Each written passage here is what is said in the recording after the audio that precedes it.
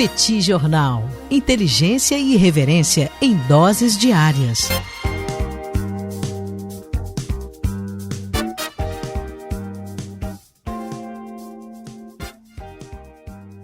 Olá, gente. Bem-vindos, bem-vindas ao Petit Jornal. Esse é o bate-papo número 1013. Estamos gravando numa live no YouTube do Petit Jornal. São exatamente 19 horas e 13 minutos da segunda-feira, 2 de fevereiro de 2026. Cá está a dupla de costume, a dupla que você conhece de cor, Tanguy, o Bagdadi animado, contente, preparado, revigorado, resiliente, retumbante, descansado e tarifado. Segue tarifado o professor Bagdadi, apesar de suas inúmeras tentativas de solução para essa questão. Temos também um professor Bagdadi muito preocupado com o que acontece no cenário internacional nessas últimas semanas, nesses últimos meses, muita imprevisibilidade. E temos também Daniel Souza, que é esse que vos fala, ao longo dos próximos minutos. Vamos repercutir os principais acontecimentos internacionais dos últimos dias. Como vai, professor Bagdadi? Tudo bem? Vamos a isso? Tudo bem, Daniel Souza? Nesse dia 2 de fevereiro já é o segundo bate-papo do dia, não tá faltando assunto, viu, Daniel? Quando a gente falou assim, vamos fazer 2 na segunda-feira, teve determinado momento que a gente falou assim, será que vai ter assunto para isso tudo? E é garantido, sempre tem muito assunto, e a gente, aliás, se arrependeria se não fizesse o segundo episódio. Deixo aqui as boas-vindas, né, a todo mundo que acompanha a gente. Muito obrigado pela sua presença, você que tá lavando louça, você que tá dirigindo, você que tá na academia, você que tá fingindo que tá trabalhando, né, Daniel Souza? Acontece, a pessoa tá ali com cara de concentrada e tal, mas tá ouvindo o Petit Jornal. Sejam muito bem-vindos a mais esse episódio, Bate-Papo 1013. Daniel, já tem um tempo que a gente fala sobre a habilidade que a Índia vem tendo para lidar com esse cenário de transformação. Narendra Modi, ele não se sente acuado, ele não costuma se sentir muito acuado, né, o primeiro-ministro indiano. Então, no momento em que você tem Estados Unidos, China, Rússia disputando espaço, quem é que vai estar na liderança internacional, quem é que vai conseguir mais espaço, tudo, a Índia, ela não se aperta, Daniel. Então tem um determinado momento que ela está comprando armas alucinadamente da Rússia, comprando petróleo como se não houvesse amanhã da Rússia, aí vai ser tarifado pelos Estados Unidos. E no outro dia, que no caso é hoje, o Donald Trump vai lá e anuncia que assinou um super acordo com a Índia. Me conta aí, Daniel, o que aconteceu no dia de hoje? Pois é, Tanguy, tivemos esse anúncio por parte do Donald Trump destacando que Índia e Estados Unidos chegaram a um acordo comercial.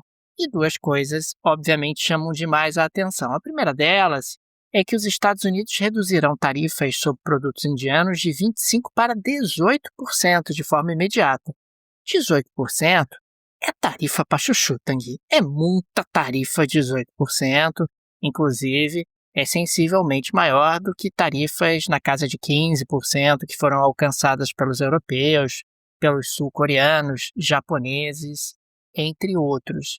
E uma outra coisa que me chamou demais a atenção é que o Trump afirmou que o Modi concordou em parar de comprar petróleo russo, o que me parece algo, no mínimo, estranho. É bem verdade que o Modi não confirmou isso, e não me parece que a Índia, que tem uma fome, uma voracidade enorme por petróleo, cogita realmente parar de comprar petróleo russo. Mas o Trump afirmou isso. E esse é um ponto que é muito sensível sempre, né, Daniel? Porque isso é algo fundamental, que é a Índia é um país que está numa trajetória de crescimento impressionante. A Índia hoje cresce o que a China crescia alguns anos atrás. E a Índia é um país que tem uma deficiência energética muito grande. Ela precisa de muita energia. Então, ela compra energia de quem aparecer na frente dela. Até pouco tempo, a Rússia estava vendendo... Quer dizer, a Rússia está vendendo, aliás, até pouco tempo não, agora. A Rússia está vendendo petróleo a valores mais baixos por conta das sanções e tal. Então, ela oferece um deságio. A Índia vai lá e compra tudo que puder da Rússia. O Trump já tem um tempo que vem pressionando, aliás, já tinha inclusive anunciado tarifas de até 50% para, de uma certa forma, punir a Índia pelo fato de que estava comprando petróleo russo. E aí, qual é a alternativa? A alternativa é comprar energia dos Estados Unidos. Importante lembrar, os Estados Unidos são os maiores produtores do mundo de petróleo. E uma coisa que eu achei maravilhosa, Daniel, que é uma reviravolta daquelas que a gente realmente não consegue imaginar, né? Se a gente tentasse antecipar isso aqui, iam chamar a gente de viajante, né, de mentiroso, é que o Trump anunciou que a Índia vai começar a comprar petróleo dos Estados Unidos e potencialmente da Venezuela. O Trump está vendendo petróleo venezuelano. É isso, Daniel? Eu entendi errado. Não, você não entendeu errado. A gente, inclusive, tem um primeiro balanço nesse mês de janeiro, né? O Maduro foi capturado no início de janeiro e nós tivemos aí os Estados Unidos assumindo as exportações de petróleo. Uma primeira coisa que chama atenção é que aumentou bastante o volume de embarques, né? Nós tivemos um crescimento forte. Só para você ter uma ideia, Tanguy, em dezembro, a Venezuela exportou, em média, 498 mil barris por dia. E em janeiro, essa cifra subiu para 800 mil barris, em média, por dia. É claro que existia ali um represamento, você tinha uma grande quantidade de petróleo nos estoques venezuelanos, por conta de toda a tensão geopolítica anterior à captura do Maduro, mas não deixa de ser algo que chama a atenção. Desses 800 mil barris por dia, 284 mil foram para os Estados Unidos. Então, o principal destino das exportações de petróleo da Venezuela voltou a ser os Estados Unidos. E desses 284, 220 mil barris foram enviados pela Chevron. Um outro aspecto que chama a atenção é que a China recebeu 156 mil barris por dia da Venezuela no mês de janeiro. Até dezembro, a China absorvia mais de 70% das exportações venezuelanas, mas continuou recebendo uma quantidade bastante razoável do petróleo venezuelano. Tivemos ali outras participações menores da Europa e justamente da Índia. Como você colocou há pouco, a Índia tem uma voracidade, uma fome por petróleo muito significativa. Aliás, é um país que apresenta ótimas taxas de crescimento e depende do petróleo importado. Acaba dependendo de importação de energia de quem tiver para vender, sejam os russos, sejam os venezuelanos. Agora, fica o registro de que Cuba não recebeu nenhum barril de petróleo. Cuba, que recebia petróleo venezuelano antes ali da extração, da captura do Maduro, agora não recebe mais e, consequentemente, nós temos um aumento da pressão sobre a ilha caribenha. E outra coisa que me chamou muita atenção é que são aqueles anúncios do Trump que às vezes a gente não entende muito bem, né? E quando o Trump estava lá na Truth, né, na rede social dele, falando sobre o acordo que ele chegou lá com o primeiro-ministro da Índia, né, o Narendra Modi, ele disse que a Índia se comprometeu a comprar mais de 500 bilhões, com B de bananada, em bens americanos, incluindo energia, tecnologia, produtos agrícolas e outros. Daniel, 500 bilhões de dólares é um bocado de dinheiro, né? E ele joga uma cifra, assim, 500 bilhões de dólares, e não fica claro. Também não diz em que horizonte de tempo, né? Em quanto tempo? Você vai comprar 500 bilhões em um mês, em um ano, em 10 anos, em 50 anos? Em um século. 500 bilhões de dólares é um volume de comércio muito grande, realmente muito grande. Então, esse é um daqueles anúncios que o Trump faz e que, como não foi confirmado pelo Narendra Modi, a gente não sabe se o Trump está jogando isso para pressionar o Narendra Modi, para obrigar o Narendra Modi a aceitar alguma coisa, se foi acertado com o Narendra Modi mesmo. A gente não sabe exatamente, isso é uma coisa que a gente vai ter que esperar um pouquinho mais para saber como é que vai ser feito. O que a gente sabe é que o Narendra Modi, ele também não costuma se deixar pressionar muito, não. Se você começar a pressionar demais, ele vai lá se aproximar da Rússia, ele vai se aproximar da China.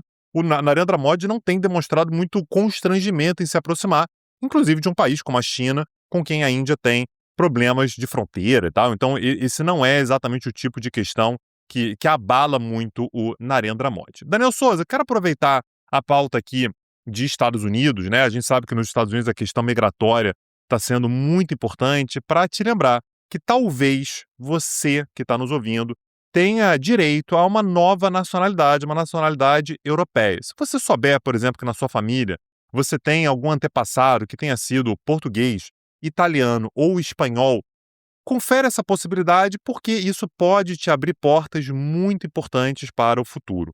A gente sabe que o mundo vem mudando muito rapidamente, né, Daniel? E a ajuda da Você Português pode ser fundamental para que você tenha um pouco mais de segurança daqui para frente. A Você Português, ela te oferece tudo o que você pode precisar para conseguir uma nacionalidade portuguesa, espanhola ou italiana. Uma boa parte da população brasileira pode ter acesso, inclusive a análise de viabilidade é gratuita. Se você tiver um antepassado de alguma dessas nacionalidades, a análise de viabilidade com a Você Português é gratuita. Procura lá, que eu tenho certeza que você não vai se arrepender.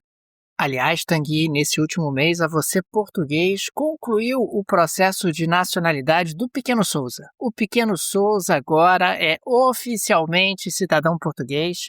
Fica aqui o meu agradecimento aos amigos da Você Português e a recomendação do trabalho deles.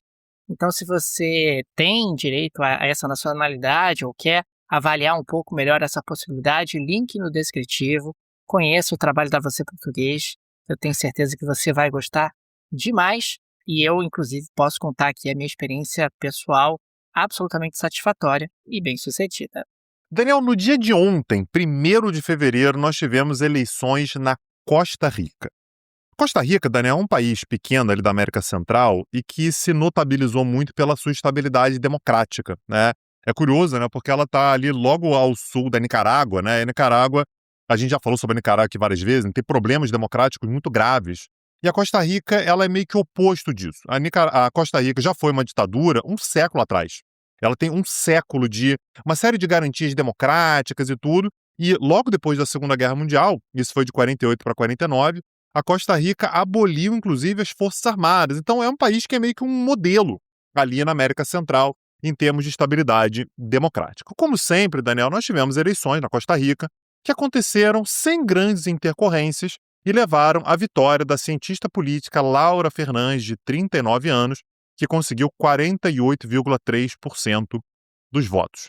Na Costa Rica, como aliás em outros países da América Latina, se você conseguir mais de 40% dos votos e uma distância de 10 pontos percentuais em relação ao segundo colocado, você já está eleito, e foi exatamente o que aconteceu com a Laura Fernandes. Ela representa o governo, né? Então ela tem uma lógica de continuidade. O presidente anterior, que é o atual, né, continua sendo presidente ainda, que é o Rodrigo Chávez, ele não pode se reeleger. Na Costa Rica não há reeleição, então Laura Fernandes será a próxima presidente da Costa Rica. Por que isso está virando pauta aqui, Daniel? Porque a Costa Rica, ela vem passando por um processo de transformação, principalmente na área da segurança pública. A segurança pública se tornou um grande problema. Só para ter uma ideia, Daniel, em 2025, a taxa de homicídios bateu 16,7 para cada 100 mil habitantes. Aqui no Brasil, a gente dá risada disso, né? No Brasil é 21,2, né? Foi 21,2 homicídios para cada 100 mil habitantes, mas 16,7 para cada 100 mil habitantes para o padrão da Costa Rica é bastante elevado. E, portanto, 40% dos eleitores apontaram a violência como principal problema do país. Isso se dá, em grande medida, né, por conta de uma mudança na rota do narcotráfico, que passou até a Costa Rica como uma via, né? Então, o narcotráfico tem passado mais pela Costa Rica do que passava há algum tempo atrás. E aí, Daniel, isso aqui se torna uma questão importante porque a Laura Fernandes tem como uma das suas grandes inspirações para iniciar o próximo governo Nayib Bukele, o presidente de El Salvador. Nayib Bukele, Daniel, o presidente de El Salvador, que conseguiu resolver a questão da segurança pública no país. Eu sei que aqui do Brasil existem muitas críticas ao Bukele pelo que ele faz com a democracia, e tem que ser criticado mesmo. Porém, grande parte da população salvadorenha está satisfeita com o Nayib Bukele. O problema é a democracia, mas a questão da segurança pública está sendo resolvida, essa é a percepção, está sendo resolvida por Nayib Bukele.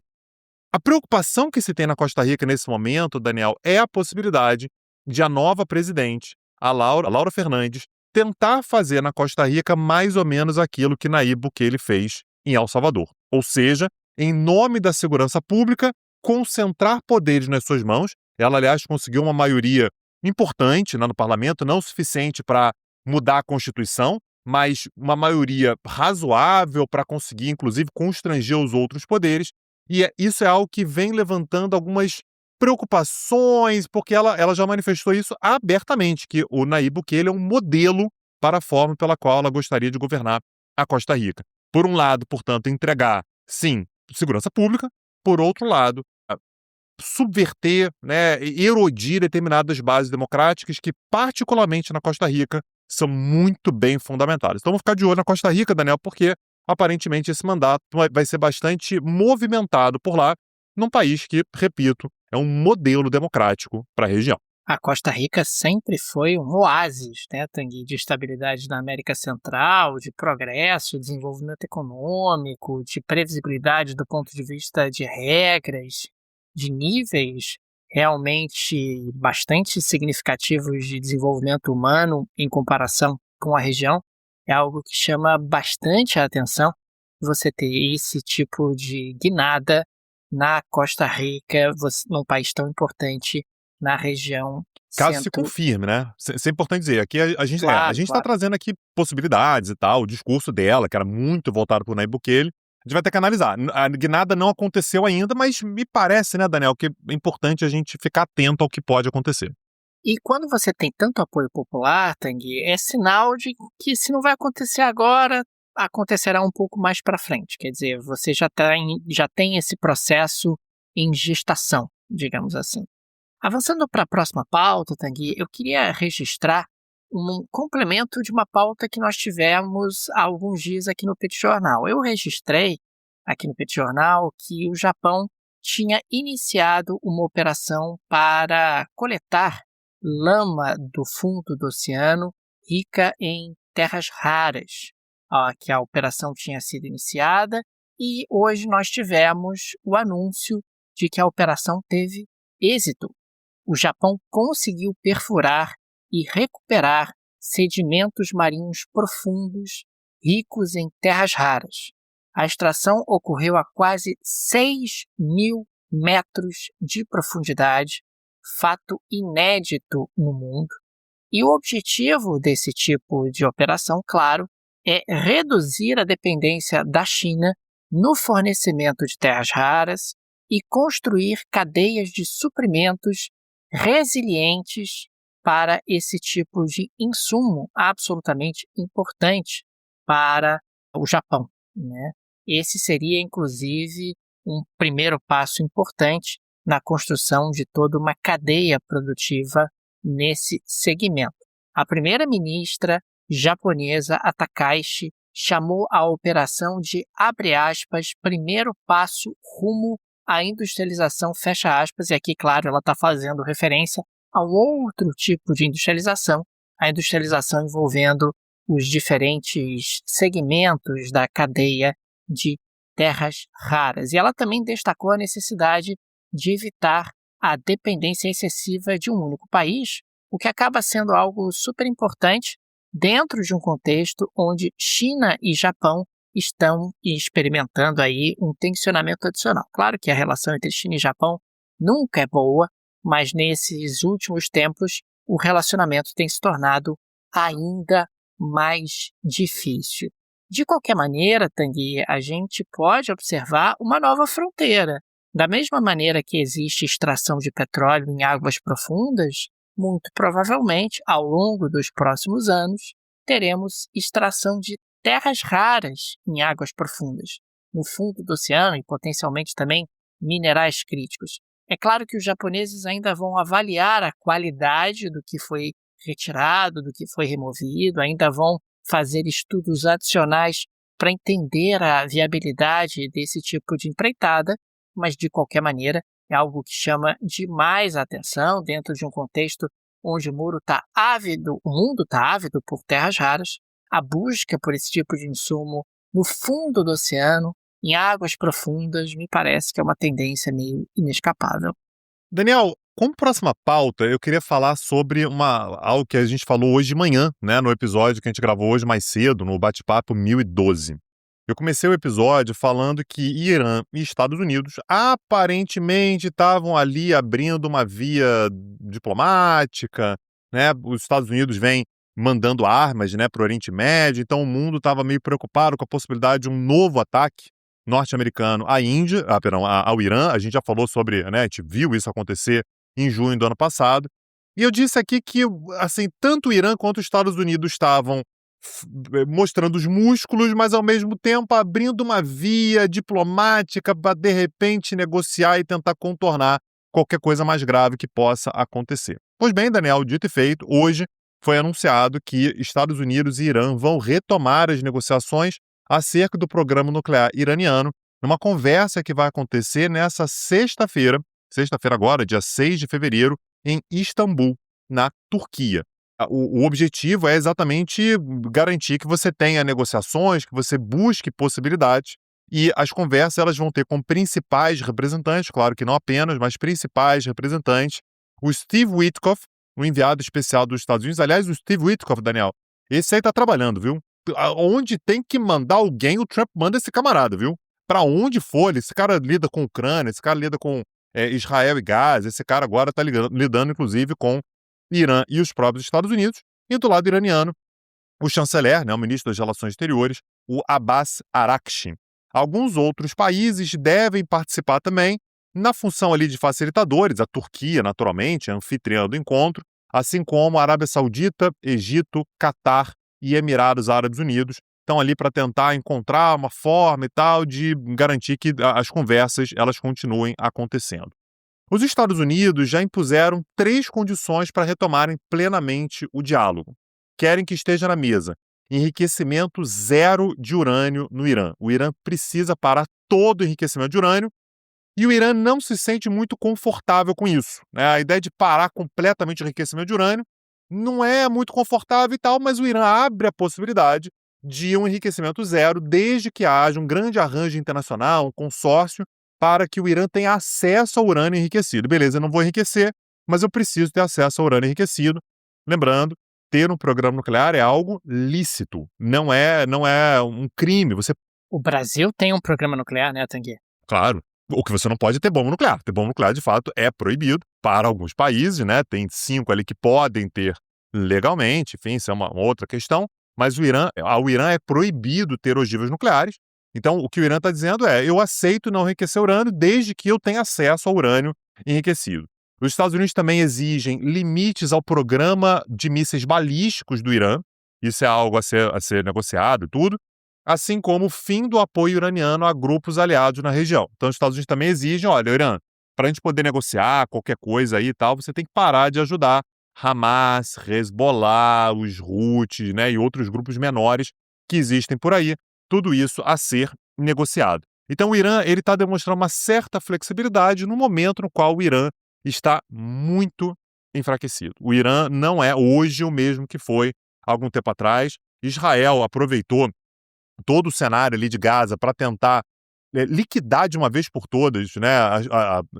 Liquidar talvez seja forte, mas pelo menos enfraquecer muito os principais aliados iranianos. Inclusive, ajudou ali a fazer aqueles ataques diretos dos Estados Unidos ao Irã. Israel, aliás, atacou o Irã também desde 2024, né? Até agora, atacou algumas vezes. Então, a gente tem que ver, Daniel, como é que a coisa vai acontecer, mas sexta-feira, portanto, temos uma conversa marcada em Istambul para ver se sai alguma coisa. Não é uma negociação fácil, tem muita água para passar por debaixo dessa ponte, é uma das negociações mais difíceis e mais importantes, né, do mundo contemporâneo, mas são 2 países que não têm relações diplomáticas oficiais desde 1979, né, há quase 50 anos, e que vão, portanto, conversar de forma direta na sexta-feira em Istambul, Daniel. Tanguy, registro rapidamente que os Estados Unidos entraram de novo em shutdown.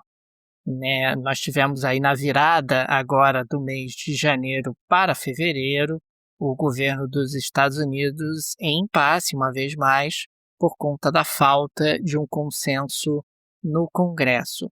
O líder democrata no Senado, o Chuck Schumer, exigiu frear o ICE, pôr fim à violência, proibir o uso de balaclavas por agentes federais, e a retórica dele tem sido: chega de polícia secreta.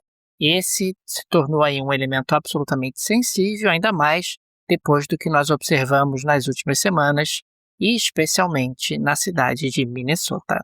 Daniel Souza, hoje nós temos uma geleia italiana. Você confirma isso para mim? Tem que confiar. Na geleia da Shakira de hoje, vamos terminar com uma nota um pouco mais leve e envolvendo uma gigantesca polêmica na Itália. E essa polêmica envolve a restauração de uma pintura de um anjo em uma igreja no centro de Roma. Aliás, é a Capela da Basílica de São Lourenço, em Lucina. O que acabou acontecendo, Tanguy, é que, enfim, fizeram a restauração lá do rosto do anjo e o anjo ficou a cara da Giorgia Meloni. Eu achei que não era sério, mas eu fui ver a imagem e é impressionante. Ficou a cara da Giorgia Meloni, Tanguy, o anjo, e o Ministério da Cultura da Itália abriu uma investigação e determinou uma inspeção na obra antes de decidir os próximos passos. O Bruno Valentinetti, que também criou a pintura original em 2000, negou ter alterado a imagem deliberadamente. Ele pode não ter alterado a imagem deliberadamente, mas que ficou a caroça da Giorgia Meloni, ficou. Daniel Souza, quando você tá falando, eu botei aqui, Daniel, é a cara. Não tem jeito, isso aqui não tem jeito. É ela, com toda certeza, enfim. Que eu não sabia, que eu não pensei. Mas tava no seu subconsciente, você fez a Giorgia Meloni ali, você me desculpa, mas a Giorgia Meloni tá ali. Segundo o pároco local, Tanguy, a restauração ocorreu após danos causados por infiltração de água, e a pintura não é tombada por ser recente. A Premier italiana ironizou no Instagram, @ não, definitivamente eu não pareço um anjo, fecha aspas, e acrescentou um emoji de riso. Ela não disse que ela não parece com a pintura, ela disse que ela não parece com um anjo. Acho que ela foi, inclusive, capciosa na postagem dela. De qualquer maneira, tá dando uma confusão, Tanguy. O rapaz lá botou a caroça da Giorgia Meloni em um anjo numa capela no centro de Roma. E como você viu, gente, tá a cara da Giorgia Meloni, não dá pra dizer que não parece. Daniel Souza, dessa maneira a gente encerra o nosso episódio. Queria agradecer de novo você que está junto com a gente, você que nos acompanha, você que divulga o Petit Jornal.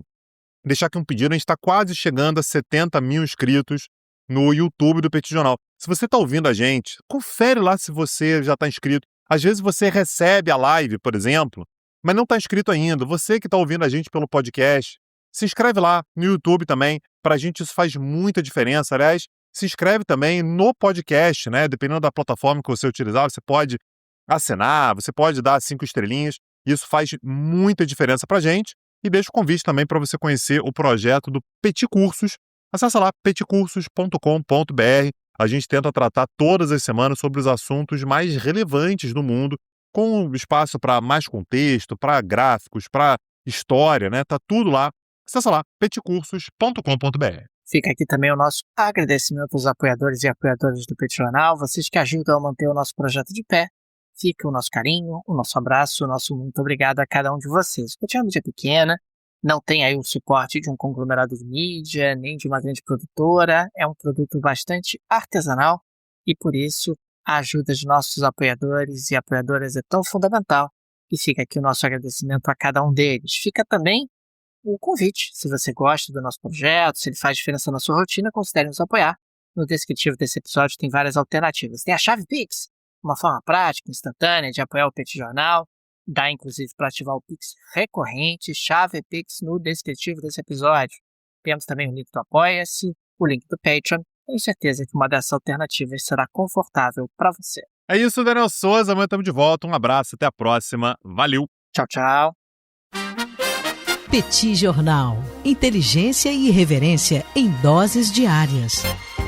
Acesse www.petitjornal.com.br.